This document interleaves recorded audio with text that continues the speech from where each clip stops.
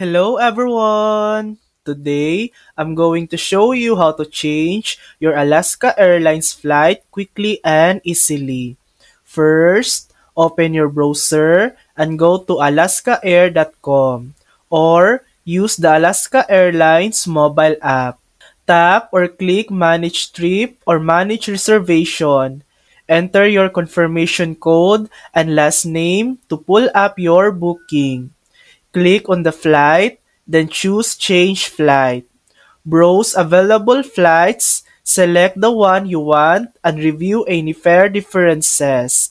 If your new flight costs more, pay the difference. Alaska Airlines has no change fees, so you'll only pay if the new flight is more expensive. You'll receive a new email confirmation once your change is complete. And that's it. That's how to change a flight on Alaska Airlines. Thanks for watching! If this video helped you, please like and subscribe for more helpful tutorials.